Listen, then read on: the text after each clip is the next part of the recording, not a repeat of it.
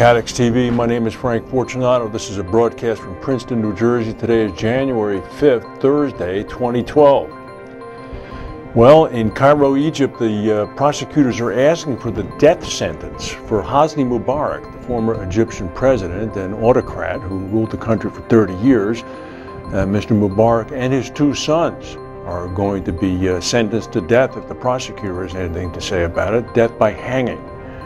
Mr. Mubarak has been being carried in on a hospital stretcher for the court proceedings. The trial has been adjourned now until January 9th. President Obama is at the Pentagon today. He's going to announce a new American defense spending plan. The shift is going to be moving the emphasis on American military power from the Persian Gulf and the Middle East to Asia. When I was a young man growing up during the Vietnam era, the focus of American military force was in Asia. Then it shifted to the Middle East under President Carter, and now it's back to Asia. Of course, nobody is naming the potential enemy, but people can figure it out.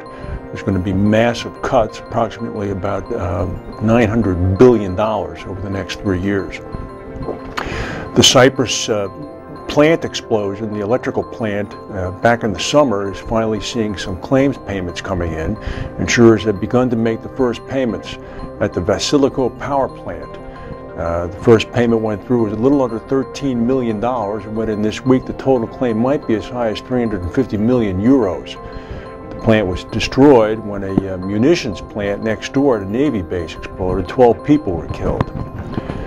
Munich Re has come out with their annual natural catastrophe tally for 2011, and 2011 was the highest year on record for natural cats. It was $105 billion. It eclipsed the 2005 record of $101 billion. Economic losses for the whole of the 2011 natural cats reached $380 billion. This was 66% higher than in 2005. March's Japanese earthquake was the biggest driver. Munich Re put the economic loss for that one at $210 billion, with the insured loss possibly as high as $40 billion. Standard & Poor's has been watching Insurance Australia Group 2. They did maintain the financial strength of IAG at A minus. Following IAG's announcement, it has finalized its cat reinsurance for next year, for this year, 2012. But Standard & Poor's cautioned against IAG's planned expansion into Asia, said it might impact its overall assessment of IAG's business profile. It did say that they consider the prospect of IAG achieving a higher rating unlikely in the short to medium term. So, let's see what happens with them.